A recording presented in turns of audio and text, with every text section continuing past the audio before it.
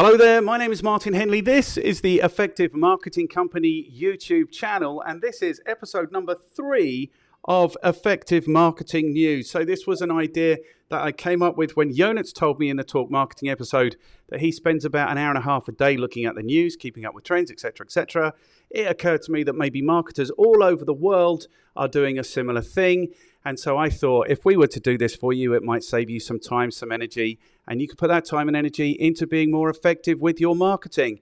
So we have with us the brilliant, the one to watch, I would argue one to watch here on this YouTube channel, a CMO to watch. It is the brilliant, the amazing, we have to make him feel amazing. It is Ionut Danifeld. How are you, brother? Good, brother. Good morning, everyone. And you make me feel that I kind of like paid you to say all of these amazing things. Or people are going to feel, they're going to say that I paid you. Did you not get the invoice? I got it, but it went to spam, so I decided to ignore it. Okay, good. So maybe you are on the CMOs to watch for not paying their invoices. Maybe that's the watch list that you are on. Yeah, the watchdog list. Okay. So tell me, Ionut, what brilliance, because we know you like to boast a little bit right at the very beginning of these, what brilliance have you achieved in the last 2 weeks? In the last 2 weeks, that's a tough question. We are... this 2022 is going to be a little bit of amazing, I would say, turning point in the company that I'm working for. For the ones that they didn't watch before, I'm working for a company called Trapo. It's in the automotive space, one of the biggest in Southeast Asia when we are talking about car accessories. And we are planning an interesting journey from a perspective of, I would say, coming up with products that are more services and data driven. So I'm not going to reveal so much now. So that's first achievement in the last 2 weeks. And another one is that I'm going to speak to a conference of APAC conference in February, on the 22nd of February. Fantastic. And for those who don't know, we're also expecting a little Ionut in March. Wow, it's public now. Yes, on the 16th of March. It's public now. Yes. Well, it's only 2 months away, dude. So people need to know. Yeah, people don't need to. Okay. Well, the 72 people who might see this will now know. And 72 people, but valuable 72 people. So I'm looking forward when we're going to look back in time, and it's going to be 72 million when we're going to watch this. Okay, 72 million might be a stretch. I think if we get to 7 million or 700,000, I'll be delighted. But interestingly, we did also achieve that. You and I, we went from, I think, 43 in the first episode to something like 75 in the second. So we're at almost 100% growth in 2 episodes. So maybe we can do that. What you need to do is share this in the first 2 hours of it going live so that we get some early views, and that might work with the algorithm. That's your responsibility if you're interested to get to 72 million people. Okay, good. Good. Okay, good. So the format, the fledgling format, is we both come with 3 news stories. I was sweating over this. I got no response to the sweaty photo that I sent you yesterday, but I've been sweating over this. Yesterday, you said you hadn't found anything interesting. Have you managed to find something interesting?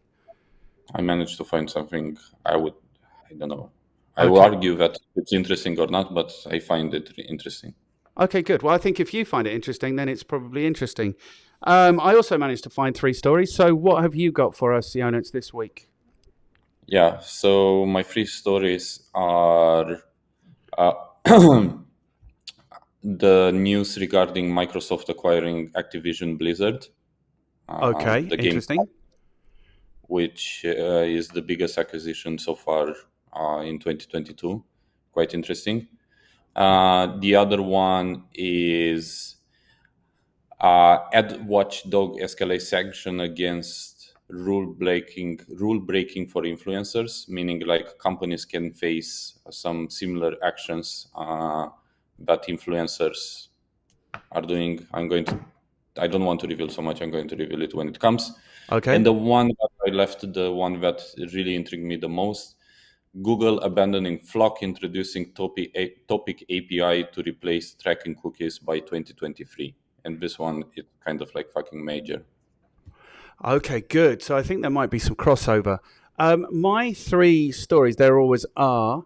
So I want to talk about Marketing Week have just reported the state of the market. So the market as a whole, the global market, market confidence, all of that sort of stuff. So I'm interested to talk about that. I'm interested to talk about TikTok partnering with Zephyr to offer increased assurance on safe ad placement. So I want to have kind of a conversation about this, the state of advertising on social media platforms. TikTok, we know, is the most popular platform now in the world, the most popular website. And then the third one, where I think there's this crossover, is Google and the cookies thing. So German publishers oppose Google plan to phase out third-party cookies. And then in the last 24 hours only, Google changes course on cookies plan. So is that the same story? I think it might be. Yeah, it's exactly the same story. Okay, good. All right. So we've only got 5 this week. But that's all right. This is the game that we play, isn't it? One week we're going to come, exactly. They're going to be 3 exactly the same. Okay, so where do we start? I think maybe we should start with the state of the market, with my thing. Because, you know, the market is where we all play. What do you think? Yeah, let's do it. With slightly more enthusiasm. Right, so I've got... what have I got? See if because I've been trying to make this better. But you're not there. You should pay for your tools. I do pay for this tool, man. This tool costs me $40 a month. All right, so that hasn't worked. So we're going to have to go back to just us. And I will read you what's been going on. That will be working in 2 weeks' time. And in 2 weeks' time, we will be streaming this because I'll be ready, I think. Right, so the story, as reported in Marketing Week, confidence takes a knock as consumers brace for a cost of living squeeze. Rising inflation and energy price increases have dampened consumers' confidence in January, but marketers are warned to hold firm. So I thought that was interesting because they're saying warned to hold firm, not encouraged to hold firm, warned. You'd better hold firm. So what are they saying? While the easing of COVID restrictions has come as a welcome relief, consumers are still not feeling confident about money as fears over surging inflation, rocketing fuel bills, and the prospect of interest rates rises take hold. As a result, GfK's latest consumer confidence barometer shows a 4-point drop to the overall index score for January, down -19, with all 5 measures sliding down in negative territory. So inflation racing ahead at 5.4% and nearly a 30-year high, along with the fact people are bracing for gas and electricity price hikes in April. It's no surprise consumer confidence has taken a knock this month. So that's what they're saying. And so what I'm interested to know, because we're both in Asia, is how are you feeling about the state of the economy, the state of the market as a whole? That's what I'm interested to know. I'm going to reply to you with one of my favorite subjects, or one of your favorite subjects. In the last week, the crypto market was actually crashing by probably, I was reading $1.48 trillion. The entire crypto market crashed. And I know that crypto, you're a huge fan of crypto. Did you sense the sarcasm in my tone of voice? I'm sensing the sarcasm, and if you have enough conversations with English people, you might get to be good at sarcasm.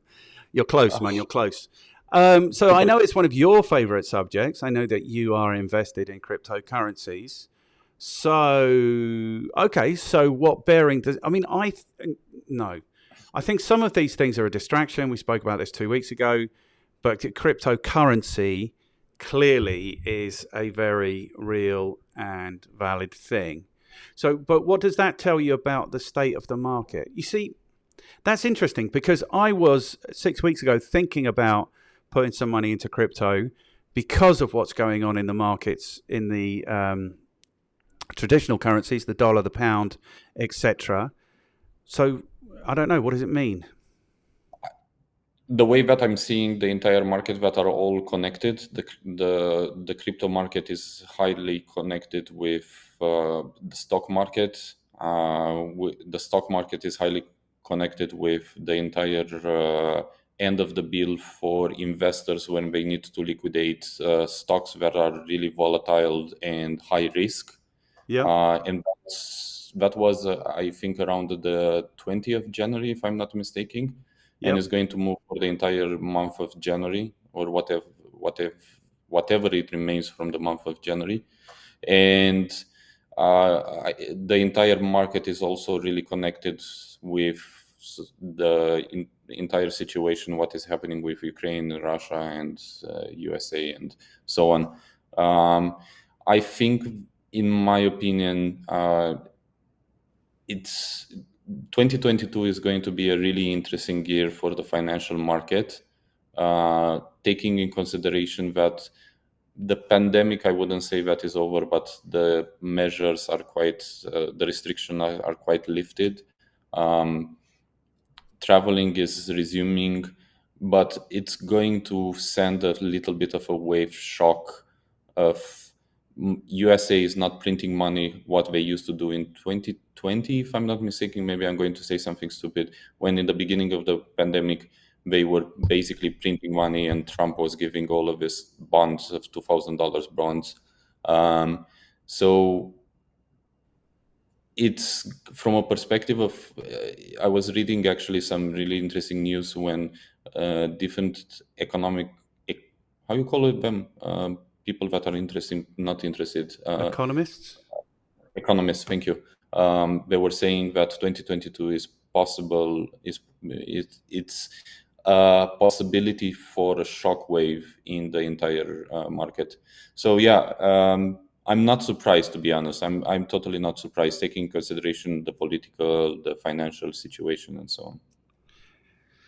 Yeah, the political situation is really weird. Like they've ended restrictions, haven't they, in the UK and Ireland in the last week? So that's kind of interesting, but not, I don't think, because the situation's changed. I think it's because the government in the UK have had an issue with the way they've been behaving, a political issue. And I think it's more to do with that than anything else. I heard somewhere that they say that when this has happened historically, like end of pandemics are typically met with periods of civil unrest, which obviously isn't going to be good for the market. What's going on in Australia is kind of crazy. So the pandemic kind of coming to an end. You know, they are mandating this in Austria, I understand, from the 1st of February, mandating the vaccine again in Germany very shortly. So it's far from over, I think, and it feels like lots of places are in different places with it. So that's a big question mark. Politically, there's a question mark. We really don't want there to be a war right in the middle of Europe, and that would be Also, Romania, devastating. my Sorry? home country, and close to Romania, my home country. Yes, exactly. So we definitely don't. I mean, we definitely don't want a war between the United States and Russia. That would be insane. That would be insane. So a lot of uncertainty. But what's interesting to me then is why has this knocked on to crypto? Because I would have thought if there was all this uncertainty in the real world, all this hyperinflation that we're seeing in the States and in the UK, we're feeling it a little bit down here in Southeast Asia, I think. Why are people moving away from crypto? I would have thought that it would have gone the other way. So far, if you ask me, nobody knows anything. But the general consensus when I was reading about why basically crypto market was crashing is, one, based on what I said to you before, is that huge whales, investor, institutional money are basically liquidating high risk assets, and high risk assets equal to Crypto. crypto. Okay. Second of all, is political is influencing the entire situation. We didn't see so many new institutional money floating into the market. NFT market was definitely one of the let's say, how can I call it? One of the reasons why the market was basically growing for the past 6 months, but the hype kind of like stabilized. And in the end of the day, it's a really volatile market. Doesn't matter how you're taking it, but crypto is still going to be a volatile market. Okay. So what they're saying here is we don't have an economy where people feel they can splurge, that's for sure. The Omicron COVID wave may have turned out to be less severe than the peak we saw as we went from 2020 into 2021, but now consumers have fresh worries on their minds in the form of the squeeze on household costs. So this is particular to your situation because you are selling to consumers, and these aren't, what's the word? These aren't, I don't want to say, well, they're not necessary purchases. What are these? These are pleasure purchases. These are desired purchases, car accessories. Yeah, absolutely. I mean, it's not a necessity purchase. It's normal. It's absolutely normal. I mean, like, that was the risk that we had in the company for the last 2 years, when it's basically a product that is not the first one that you think when to buy in a pandemic. And especially, for example, here in Malaysia, an interesting fact is that 97% of the economy means small, medium enterprises, Yes. right? And there were a lot of businesses that they basically went bankrupt because of the lockdown. Sorry, what was your question again? The question was, like, basically your market is unnecessary purchase, are pleasure purchases, and people are going to feel the squeeze on household costs. Yeah, absolutely. Well, yeah, something that I've been saying, for example, interesting enough, I said it yesterday to my team, is that my simple philosophy is that even if you are a product like ours, I think that brand awareness is really important. The companies that are investing in times of crisis in brand awareness, are going to become relevant after the time of crisis is kind of finished, because you're going to be the first choice in the mind of the consumers. Consumers in general have a memory of a cockroach. So if you don't continuing investing in brand awareness and continue to stay relevant, if you're doing only one thing or one action, so for example, a bigger campaign in brand awareness, they tend to forget you. So that is why you need to take, for example, quarter by quarter or year by year or half a year by half a year and compare it. Yeah. So I think there's three things really that are screaming at me. Firstly, these predictions, these reports are rarely reflected in reality, is what I find. So like you're saying, you shouldn't have been selling car accessories in the last 2 years during the pandemic, but you have been. You've done fantastically well. So there is very often a disjunct between these kinds of reports and what happens in reality. The second thing is that what you need to do is you need to evolve. So that's what a good marketer is doing, is having their ear to the ground, knowing what's going on in the market, and evolving to meet the needs of their market. So you kind of suggested before we started on this news story, that's your plan for 2022. And then the third thing is that, the data is overwhelming. Those more millionaires are created during recessions than at any other time. So a recession is essentially your biggest opportunity if you want to be really successful, and it's the best excuse you're ever going to have if you want to fail. So I think that's where marketers need to be thinking, is this may not be true. You always need to be evolving anyway, and actually this is typically an opportunity if you want to take it. And you need to reinvent yourself all the time. You do. You need to. I mean, that's what marketing is. Marketing really is being associated, having the ear of your market, and knowing what's going on. And I think that's why you've done well in the last couple of years, and I think that's why you will continue to do well. You'll evolve to meet the needs of your market.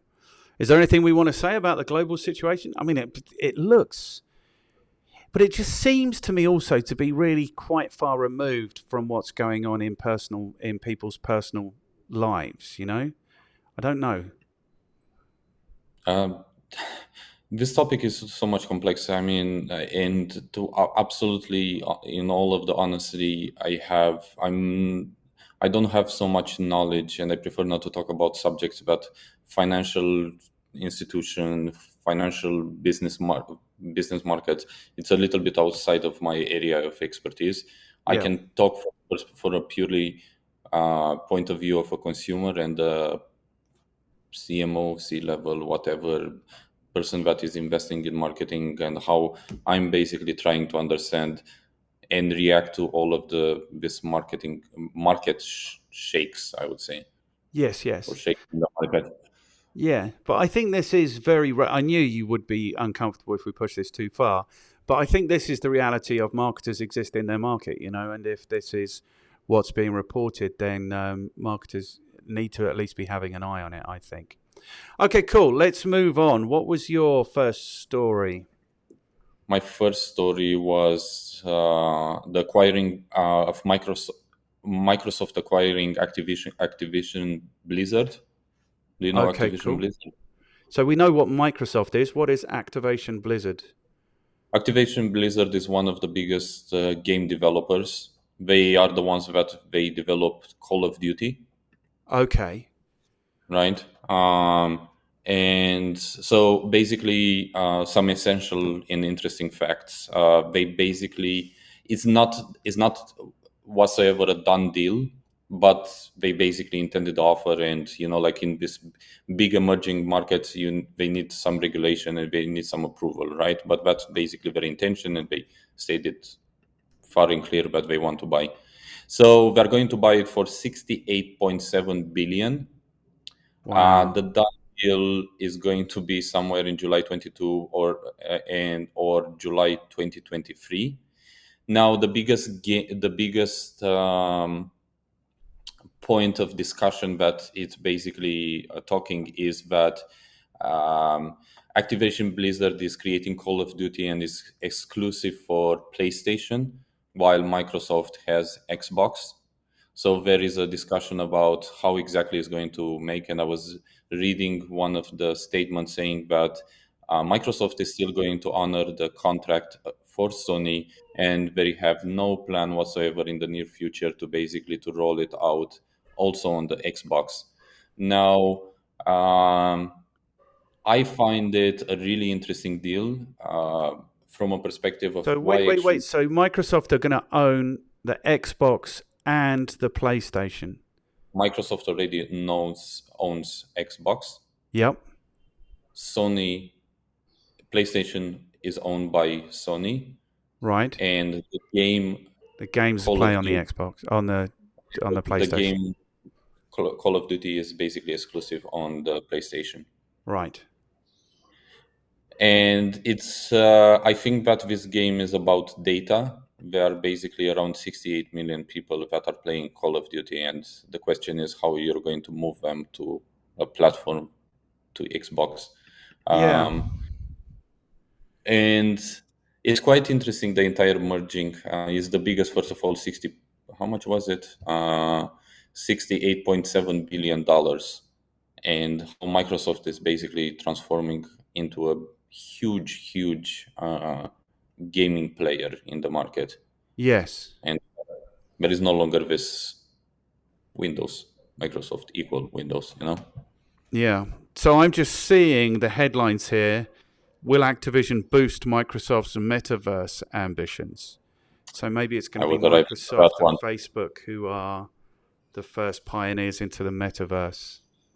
Oh God, Yeah, I what? feel for future generations, man. I really do. The Matrix is just another acquisition away.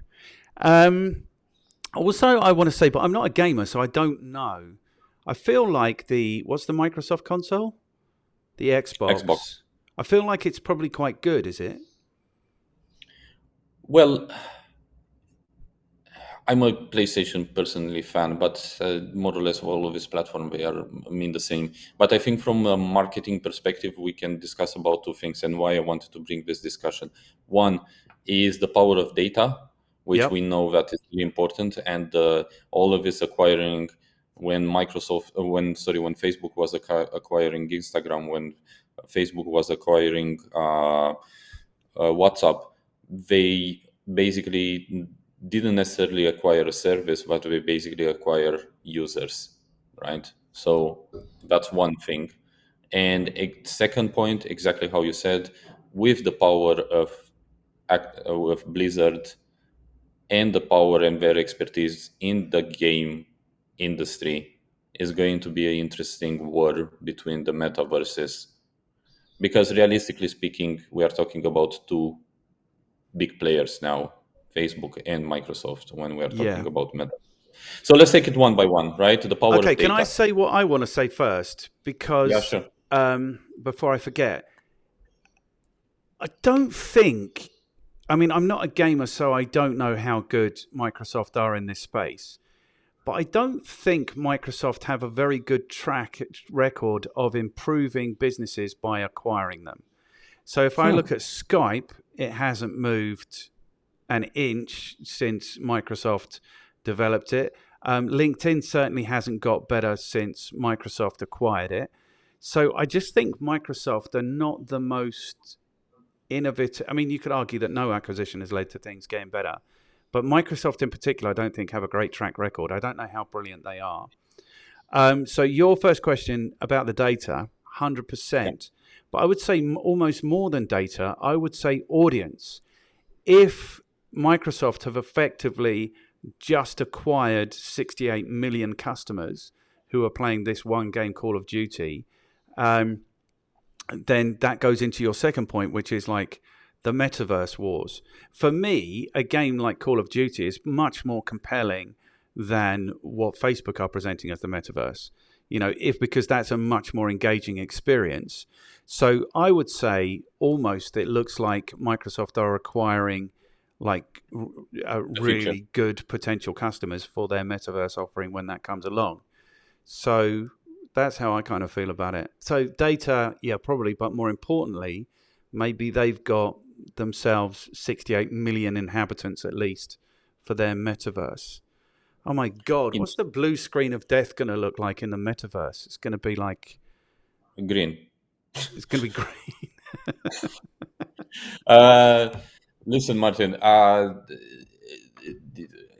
think that you said something that was really interesting. You said that I'm really worried for the next generation, right? And how the new generation... Your parents, my parents were also worried for the next generation. I think that we need to accept the fact that that's the reality. No, you don't agree? Do not even open this can of worms. That life is going to be so messy and unpleasant for the generations that are coming through now, that they are going to be flocking to the metaverse because reality is just going to be so grossly unpleasant. Do not open this can of worms, brother. I've been thinking about this a lot. And I really think we've done a huge disservice to the generations that are following us. So, just cracking a little bit of the can of worms. Let's not open Be careful, brother, because I'm going to start saying stuff that you're going to find really challenging. I saw some interesting companies that they basically moved into Walmart. I saw a release of their video of their buying experience in metaverse. I saw Adidas experience in the metaverse, and now Microsoft basically required the future generation 68 million, probably there are more because the Blizzard Call of Duty is only one game. I think that they bought an engine that they can basically help them set the future, because the problem that I have with all of this metaverse is they're looking ugly as fuck, and game is still going to be better than whatever everyone is proposing. We are so much early in the stage, but it's definitely something that what we are heading for, right? In the end of the day. No, I don't think us. Well, I'm not a gamer, so none of these things are going to attract me. I think it's the generations that come behind us, and I think they are going to be. You've seen The Matrix, yeah? I love The Matrix. Yeah, but I think that's what's happening for these poor souls who are coming after us. And I think it's a world of difference. Yeah, 100% my dad would have said things were so much better in my day, but I think you can look and see observably things were so much better when I was growing up, before the internet. I want to make a video about the internet, how I think the internet killed music. I think it's killed so much stuff, but that will be separate. Let's not get into that on this chat because we will be here for a week.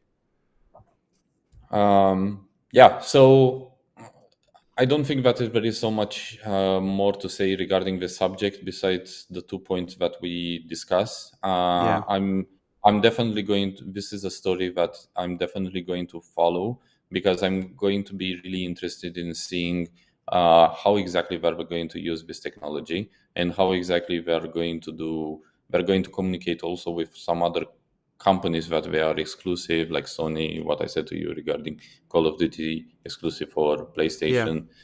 Um, and this merging deals, for me, I found them always interesting, and definitely everything that Microsoft touches is goes to shit. Well, I think LinkedIn is probably, Microsoft are the Antichrist. That's what I think. I really do. yeah, because Google and Facebook are not the Antichrist, and Disney No, is not.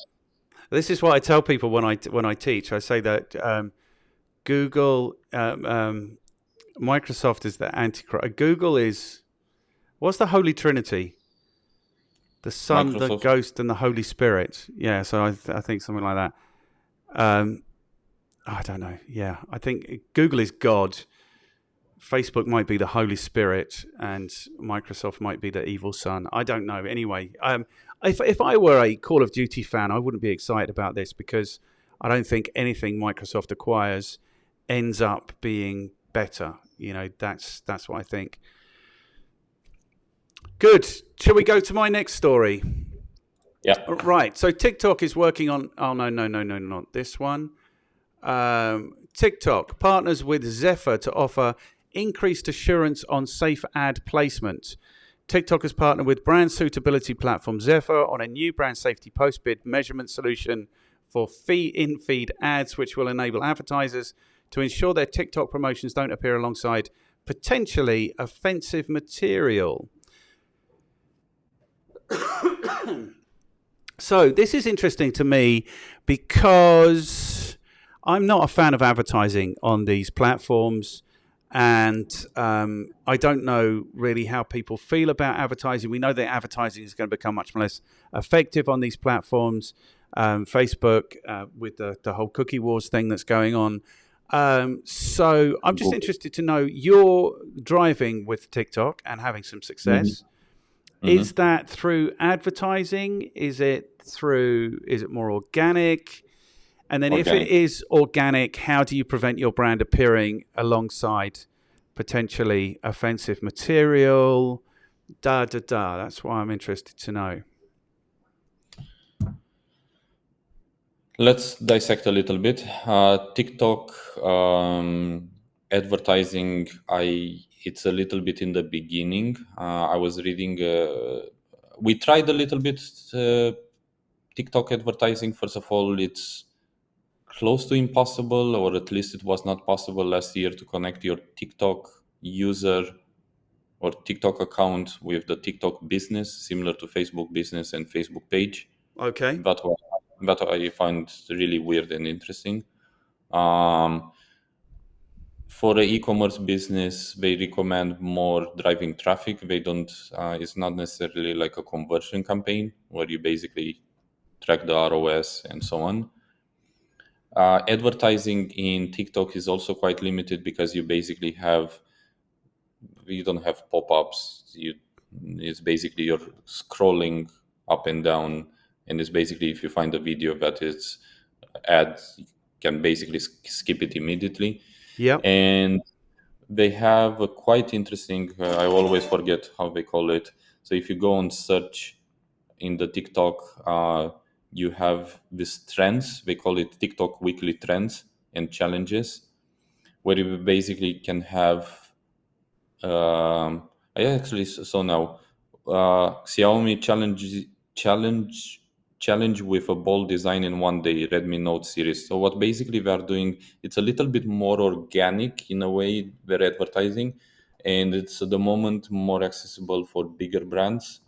And it's not something that, like, you go to the TikTok business manager and you create this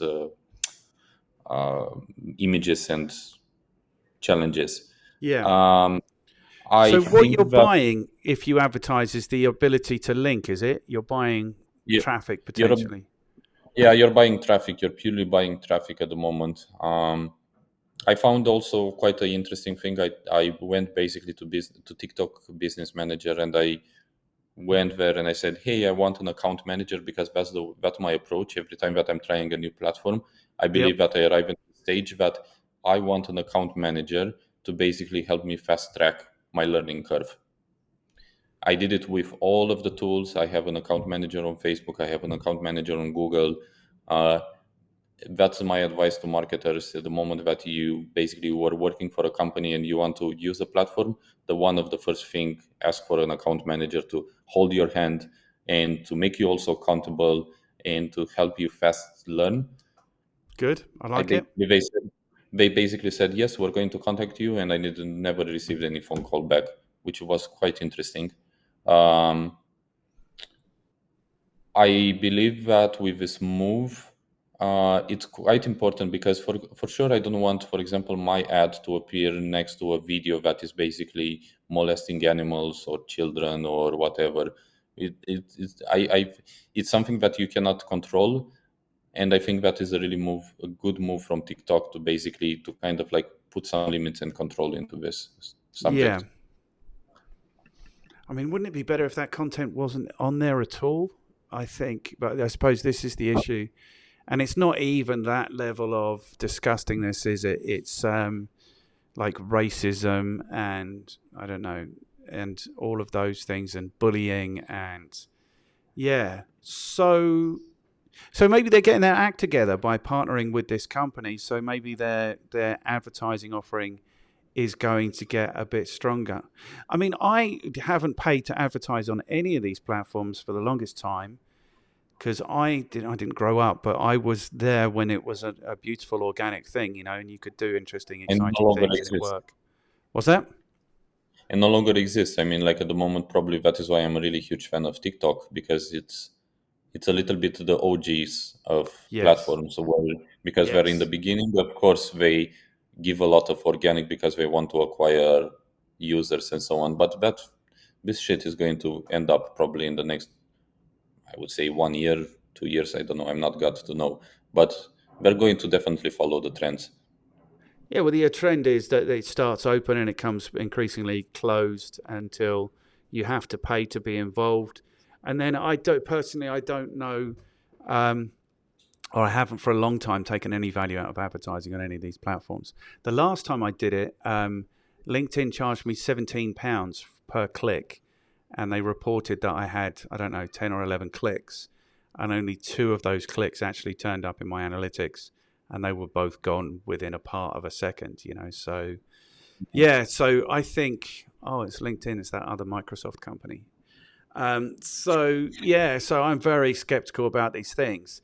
And I think this is the big benefit of getting in early with these platforms and kind of making hay while the sun shines, because, you know, this is clearly the way they have to operate. They have to start off being very social, and then as they come under pressure from their shareholders, then they have to try and make money out of these things. But I think that it rarely offers really good value. Okay, are we done with TikTok then and their ad aspirations? We are done. Okay, good. I am going to end up as a personal advice. Try TikTok and localize the content. It's something that I've been saying on a couple of videos. I Okay. think also in one of our talks. You remember when we discussed on the fact that we managed to fuck it up and we didn't have engagement because we were sharing the content from one platform Yep. to another. Yep. And we basically managed to find success at the moment that we understood how the algorithm is working and how important is the localization of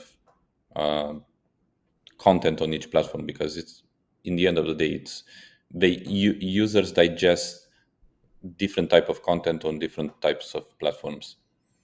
Yeah, well, they do, but it seems to me like this content is cross-platform now. This TikTok type content, you can put it up as Insta Reels, you can put it up as YouTube Shorts, you can put it up as Facebook Stories.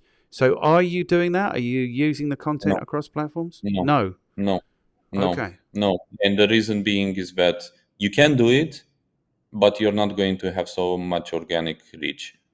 Because, for example, on TikTok, if you want to kind of like, I wouldn't call it viral, but to have a lot of views and higher engagement and higher viewership and so on, you need to use some sound. And the sounds are the ones that you take a sound from a video that became viral, you use it in your video, and you kind of like, I wouldn't say replicate it, but go on the same direction. And people Yeah, are yeah. searching. At the moment that you're on TikTok, you're pressing a sound, is basically you're going to find some other Yeah, they're doing that similar. on Reels as well. They're doing it on When Insta you need, Reels. yeah, but when you need to use another sound because one sound that is popular on TikTok maybe is not popular on Reels, right? Okay. All right. Interesting. Okay, good. Your second story. Yes. So my second story is regarding. So the article is saying the following: that brands could face similar sanction in the future, which is basically the fact that influencers or companies are not letting the consumer know that paid is basically a paid post, Right. right? Yep. And there was that scandal with the influencers that they were basically charged on the fact that they are hiding advertising. Yep. So, um, what made me think this article is that recently, especially on Instagram, all of these influencers were promoting brands and so on, and me as a consumer, and that is why probably I'm not digesting so much Instagram content, because they are shoving products down my throat through each and single post. And buy this, oh my god, this is an opportunity. If people, there was this joke, did you ever ask why I? Nobody fucking asked you anything, first of all, right? um, and now the influencers are becoming a little bit they understand the concerns of their users, so they are kind of like creating content that feels a little bit more organic but is Yep. still a paid post. So the companies and the influencer, the one that are influencing me and you as a consumer, they are hiding on the fact that this one is a paid advertising, and that's kind of creating some important moral issues, because a Yep. paid advertising should be flagged as paid advertising, right? Yes. So that's why you have Martin is with X company, right? Is that brand collaboration. Yep. So on Facebook, you can put brand collaboration, which means that account A is working with the company B. Yep. So the user will know that is basically they're working together. Yes. Okay, so I've got views on this because I don't know if this influencer thing is coming to an end because people have done it so badly. Is that what I think? Like there was a big backlash, wasn't there? Obviously, a couple of years ago in travel influencers and the hospitality industry, where basically the hospitality industry said just basically go fuck yourselves. You're not coming here to stay for free. You know, we pay for the food, we pay for the room to be cleaned, we pay people's wages, and basically they outed a lot of these travel influencers as freeloaders, which I pretty much agree with. Then the other issue is I bought a new computer at the back end of last year, and I watched a lot of reviews because it was a lot of money. And then what I realized is that everyone's just saying, this is amazing, buy it. I bought it now. It's all right, but it does crash 2 or 3 times a week, like every computer I've ever owned before. So, but it's just like, so I tell you, the one that really does this badly is Peter McKinnon, because almost, I don't know if you're into photography at all, Peter McKinnon's a photography guy, huge YouTube channel. But almost like for every week in the run up to Christmas, he was reviewing some new thing. And it was always, this is brilliant, go buy it. And even though he's not getting paid, and even though he's saying, look, I was sent this for free, of course he wants the free stuff. I mean, if Apple are going to send you an $8,000 computer for free, of course you're going to want to keep that situation open. And of course the $8,000 version one, I would hope, is an amazing thing. But it's like, I've stopped watching him because it's like always, oh, there's this new thing. 10 minutes later, it's amazing. It's like not everything can be amazing. So there's no what's the word? There's no real critique going on. Do you know what I mean? There's only one guy I know that does that. So I think that has cheapened the whole thing. And then I think you're right. If they aren't playing by the rules and not actually announcing, we're working in partnership with these people, being paid by these people, or whatever it is, then, maybe that might be the final nail in the coffin. And actually, there's 4 things that I wanted to say. I wanted to say this when we're talking about TikTok ads, is that one thing that the youngest generation do have in their favor is they are very ad savvy and they really don't like ads. So, famously, you put a 2-year-old in front of an iPad and on YouTube, and the first thing they'll learn how to do is skip the ads, So I think it's interesting. 4 ways it's interesting. So the article is saying something really interesting. So the Advertising Standard Authority, which I never heard about it, apparently there is a standard authority, is taking out Instagram ads, exposing 6 rule-breaking influencers who have consistently failed to disclose ads on their own accounts, despite explicit warnings. So the regularity body rules state that an advertising on social media must clearly labeled as such to protect the consumer. This can be achieved with a label saying #ad with the image or caption, which seems quite easy, right? Everybody can say yeah, the ad. issue is it's not that it's difficult to do it. It's that once you flag something as an advert, nobody gives a shit about it anymore. Do you know what I mean? And so exactly. This is about the ineffectiveness of advertising, especially I think with these younger generations. So I can tell you, I'm going to say this with pride. We recently did a commercial in the cinemas here in Malaysia for one of our products, and it was quite a big move. First of all, because of the money, like all of these commercials in the cinemas were quite expensive, and you're thinking as a marketer, okay, where should I put? I don't know, let's say 45 grand. Should I put it into Facebook ads where I can basically track it? Or should I put it in brand awareness, coming back to the other discussion, because basically you cannot track it. Or you can put, for example, a coupon code in a way you can track it. But so I basically went to the cinema, of course, to see the ad and to see how people were reacting and if people were actually watching and were paying attention. And it's coming back to what you said prior on the fact that at the moment that a consumer is basically seeing an ad, he turns away. My reaction when I saw all of these ads in the cinema, except ours, and you're probably going to laugh, they were really looking fucking ugly. It didn't click with me. Of course, I'm a little bit biased, but it didn't actually click with me to stop eating my popcorn, stop drinking my cola, stop talking with my wife, and actually to look on that fucking ad. And the problem was the creativity that the marketers are putting into these ads. And for example, for us was a little bit of a drifting on the car mat, and we did some tests, and it was like a fast moving car and some radio, and we said like, hey, look at here.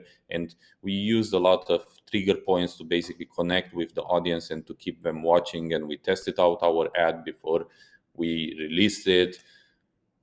And the problem why consumers, they don't watch ads, because there are a few ads that are actually really interesting.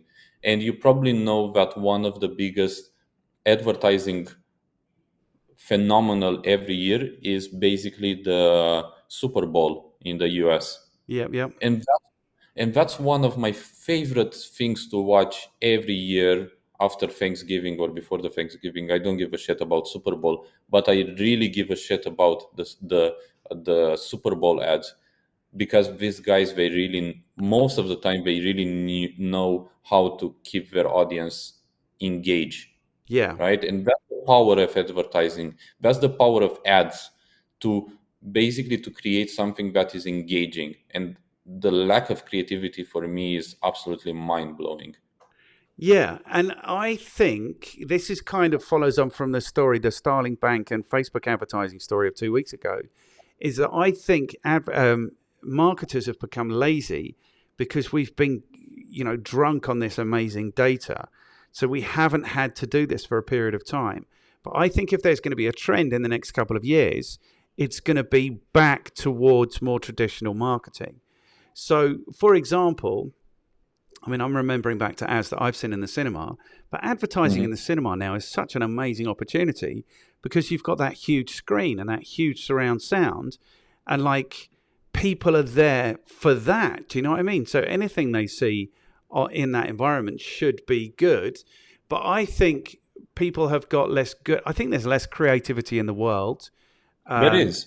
but I think there's going to be a trend. I think it's going to come back around. It's going to be not digital marketing, not social or advertising. I think it's going to go back towards TV advertising, billboard advertising, TV advertising, because I think the digital platforms are becoming so much less effective. That's what I think. So I think it's going to have to go back around that way. And then hopefully we'll see an upturn. People will understand that, the first job of your advertisement is to get people's attention. Because if they can ignore it, they 100% will. Yes, but there is another. I'm not saying that you shouldn't go back to traditional advertising, but the problem still exists in this traditional medias of advertising, the lack of tracking. And the lack of tracking's tracking going away on the digital platforms, brother. It's going away. That's the whole point. Like if you remember the Starling Bank story, basically they said these people are failing to protect our customers from fraud. We're having to compete with fraudsters for advertising space. That's why they stopped. And then a month later, they come back and they say, we haven't seen any difference in our business. So, that's the danger for these digital platforms, I think, is that they're not doing enough to protect marketers and their customers. And then when people stop doing it, they realize actually it's much less effective than they thought it was. I mean, which goes back to my thing about advertising on these platforms. I haven't had value out of any of advertising on any of these platforms probably in the last 10 years, I was talking with a company here in Malaysia that they're doing some pretty amazing things. So they're an offline marketing company where they're providing solutions for digital billboards, so digital advertising. And they actually found a way to provide some sort of analytics. So, for example, they are giving the opportunity to say how many people are going to walk by your billboard. Yeah. They're going to give you the possibility to tell you how many people they actually stopped looking on your ad based on how many exposure per hour you have.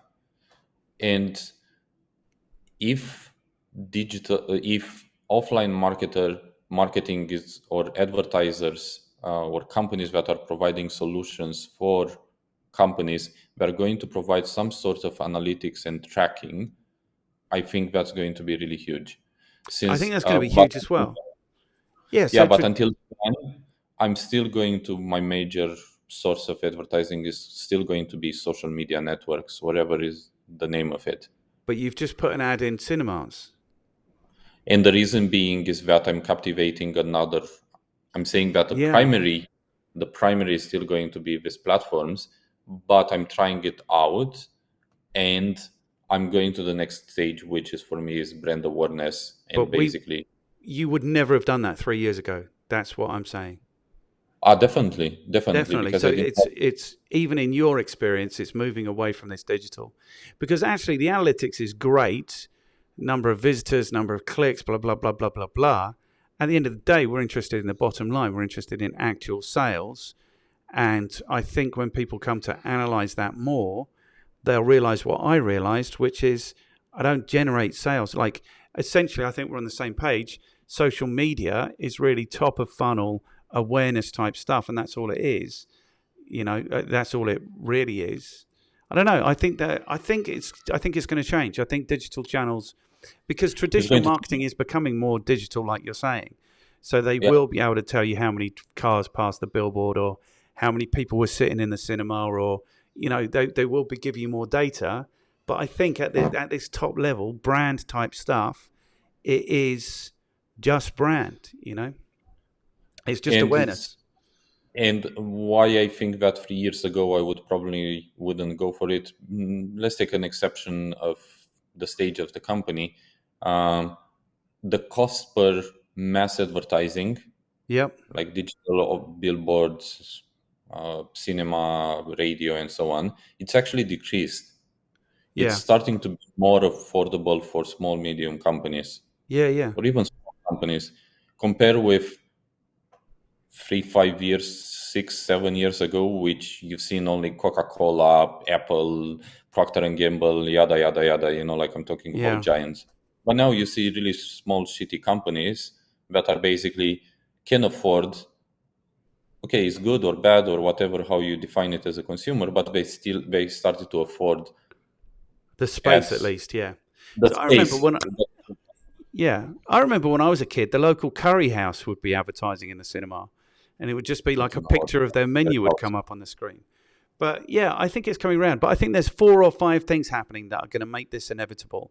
The ineffectiveness of, or the unwillingness of these large social media platforms to protect their advertisers or the customers of their advertisers, the ineffectiveness of the platforms, the increased digitization of TV advertising, billboard advertising, etc., the affordability. I think there's 4 or 5 things happening that will make this more common. Okay. Good. Cool. So the shared story. I've got some headlines here. Do you want to hear my headlines about Google? Yes. So this is the thing that I picked up a few days ago. German publishers oppose Google plan to phase out third-party cookies. Axel Springer, I think they're I don't want to necessarily say what I think they are. And yeah, so that was going on. And then just yesterday, the FT have reported Google changes course on cookies plans following advertising industry backlash. So this is Google has overhauled the central piece of technology it is building to replace advertising cookies after complaints that it has not done enough to protect users' privacy and could end up further entrenching its own power in the advertising world. So this is about kind of a continuation of what we're saying, just about Yep. how useful these things are. They're walking a line now between consumer protection and usefulness. And I think it's going to be a narrow line for them to walk. I don't know quite how they're going to serve it. Which was the story that you picked up? So I basically picked up the Google abandons Floc, Okay, that's the and technology, is it, they're talking about? yeah, that's the technology. So basically, for the ones that don't necessarily understand what basically Flock was, is basically it's how Google at the moment is segmenting audience in categories or cohorts based on the browsing activity. That basically means cohort. So to give you an example, if you're a fan of, I don't know, the Chicago Bulls or Juventus Torino, you're going to be placed on a cohort, while uh, basically people they can target you based on that cohort and third-party cookie data. So now what basically Google is doing and or wants to do, he wants basically to create topics. And they Yeah, released a really interesting video about how they are basically explaining how topics are going to work. So what they're saying is that at the moment, Google is testing around 300 topics. And for example, if you're passionate about sports and movies and cryptocurrency, for example, you're going to be targeted only based on by these three topics. At the moment that you're basically going to visit other websites, like for example fashion, that's going to flag Google to say that's okay, Ionut is basically interested into that topic, but I can delete or close or move topics based on my area of interest. So they are saying that they want to implement this technology by 2023, so basically next year, into Google Chrome. And it's going to be quite interesting how exactly advertisers are actually going to how advertisers are going to react to this, right? Yeah, well, it's going to. Yeah, isn't topics? So we're talking about in Google Ads, you have demographic information from visitors to a website. Like Yeah. in my Google Analytics, I can see Mhm. demographic information, then I can Yeah, see interest, I then I can can see. see topics, Yeah, yeah. households, wealth, all of those things. So how is this different? Well, it's basically different because the cookie is tracking you through the entire whatever the fuck you're going to do on the internet, right? And there is closely correlated with privacy because the,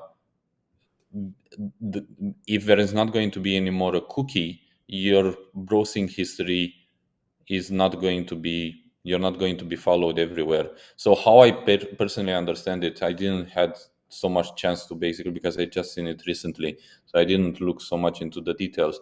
But how I'm translated for me as a marketer is that if, for example, you're visiting Forbes and after this you're going to, for example, a company that is selling shoes and you didn't finish your buying purchase and you're arriving after this to another website which is, for example, Animal Planet, my ad is not going to be shown on Animal Planet because that's basically not my area of interest. So now Google cannot track third party data, right? Which is basically a cookie world at the moment. Right. Do you see what I'm Yeah. So also struggling to understand this because what we're talking about is display advertising. So the reason they've got into trouble with publishers is Mhm. because publishers want the AdSense revenue. Is that what's going on? The publishers they want the AdSense. I don't understand. So AdSense is the network. Like if I have a Ah, content yeah, yeah, yeah. site, then I can Yeah. put Google Ads on that page by signing up to AdSense, and Google will pay me for impressions on those sites. Hmm. Okay. So So that's what why they are. So it's not about advertisers; it's about the publishers who get paid for the ads. So I'm seeing I'm seeing that there are a few parties involved into this space. yeah, The first one is the consumer, which if they're going to basically implement this, because in the end of the day, cookie world is kind of like an interesting technology where you're basically followed everywhere where you go, and you see this notification that this website is using cookies, and after this, you're basically displayed an ad on another website for a website e-commerce that you basically bought before or whatever you did. So that's going to be disappearing, right? So your privacy is going to be kind of more effective, or Google is taking some approaches into this. And the other one is basically the advertisers. yeah, yeah. So what do I think? I really want that to work right now. What I think it looks to me like from what I'm reading is that so there's three parties, isn't there? There's four, but the ones that count in this instance are the platform, the advertisers, and the publishers. So what Hmm. they're saying, yeah, I'm reading between the lines a little bit, maybe. So on Tuesday, Google conceded that a part of its replacement for cookies, known as Floc, might not do enough to protect the identity of individuals online Hmm. and did not make it easy enough for web users to understand or control how their data is being used. Vinay Goel, the product manager in charge of the project, told the Financial Times that Google decided to scrap Flock after feedback from publishers and others in the industry. He claimed that a replacement method, the Flock plan involved analyzing users' browsing habits on their own devices rather than sending the data to Google servers. The company had planned to use this to create cohorts of anonymous users with similar interests then let advertisers bid to target adverts in at the groups. The idea was attacked by rivals as a black box that would leave Google with too much control over how online audiences are assembled and sold to advertisers. So I think that's the issue for advertisers. They're being sold an anonymous cohort, so you can buy this demographic, but you don't necessarily know. The issue for publishers is going to be that far fewer people are going to turn up looking at ads on their site because they're going to be targeting the individual rather than the site. Do you think? It's going similar to what Facebook was, similar with the Facebook and iOS 15 and the entire Apple shenanigan. I think that is a little bit, at the moment, it's a little bit of news. What I'm expecting, because exactly the same thing happened to Facebook, massive conferences, events, webinars, direction on changes on the platforms, and exactly the same thing is going to happen with Google. At the moment, there is a little bit of a drop in the ocean by this situation, by this change. The more that we're going to go in 2022, I'm expecting to see a couple of changes on the platform and a couple of statements from Google, especially from the Google Ads and Google AdSense platform in this regard. How exactly, what initiative you need to do, because it's definitely going to change the word. Cookies are the base of advertising at the moment. But you probably heard about, and we discussed in a previous episode, about a cookie-less world where companies, they cannot track individual across the funnel. So it's going to be an interesting move to see in the future how exactly we as marketers, we need to reinvent ourselves, because the data is not going to be so relevant. Yeah, the data isn't going to be so precise is the issue. And I think that's what's going on here, is that essentially we're getting a watering down of value for advertisers because they're not going to know exactly who they're landing their ads on. We're going to get publishers are going to have less ads running on their pages. And Google, it seems to me, from what I'm reading here, are essentially going to be selling a less good product. And not surprisingly, nobody's very interested in that. So this comes back to what I say. People are going to go back to traditional methods of advertising because this is going to be less effective and it's going to be less... that's the way I see it. But we're talking essentially here about display advertising, yeah? We're not talking about PPC. We're talking about display advertising. No, we're talking also about PPC. Why not also display advertising? Well, because PPC isn't run on cookies, is it? It's run on searches. So you can't target these demographics on PPC. You can't say, I want this person to see my ads at the top of their search results. So this is display, I think. Maybe I'm wrong here, but for example, if I'm searching about yellow ice cream and you're searching about yellow ice cream, it's still going to be a little bit of a different... Of course, it's influenced about how much you're bidding on that specific keyword, but the ads sometimes are different, right? But the main point is not on the Google search platform, it's on the third-party websites, websites that are part so that's of display advertising. And part of the programmatic ads, right? Yeah. So that's where exactly is the problem. The problem is not necessarily on Google platform like Google search, typing yellow ice cream, but it's on the third-party websites. Because so the for ads PPC, that you're bidding on the phrase. Sorry? For PPC, you're bidding on the phrase. If whoever searches for this phrase, I want to appear, Exactly. And so display advertising is where all these cohorts and demographics and topics and interests come to play, where you say, wherever this person is on the internet, I want them to be seeing my ads. Yeah. So, it's interesting. I'm seeing a trend, and But I don't know if people are objecting, or maybe they're using ad blockers, or they're hiding their information, or they're refusing the cookies. Maybe that's what's going on. I don't understand, because nobody's really complaining about Google's use of cookies, are they? Is the world upset about that?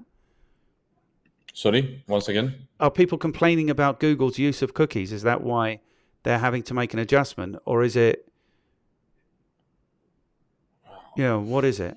I mean, Privacy regulations in the market, people are yeah, afraid. maybe. So we discuss about this privacy issues, that people Yeah. are starting to be more and more worried about privacy. Because the danger of Yeah. what we're doing here is that I put into Google News the word Google, and the first 15 stories are all about them getting huge fines in different parts of the world. So I suppose people are. Okay, so interesting. One to watch. Definitely one to watch, like Google and their use of cookies and the nature of advertising. I mean, my buddy Tom told me a year ago, we're going to go away from the data. It's going to go back to what it was previously, which is you're going to have to land really strong targeted messages, because you're going to have much less control about who you land those messages on. And I see that going on, and I think it's going to be a challenging decade for the big online platforms, because like I said last time, they are coming under a number of different pressures, so Yeah. it will be interesting to see what happens. Good. Yeah, definitely. Did we Good. get to the end? I think that we are over the end. You think we're over the end? We have done an hour and 11 minutes and 28 seconds. I've thoroughly enjoyed this again, Ionut. Thank you so much, man. My pleasure, like always. Well, like always, yeah. So thank you so much for your time. We are watching you. I hope, you are one to watch. We are watching you. Hope that people watch here. If they'd like to support us in this venture, they need to like, share, subscribe, comment, do all of that good stuff. I will see you in 2 weeks' time.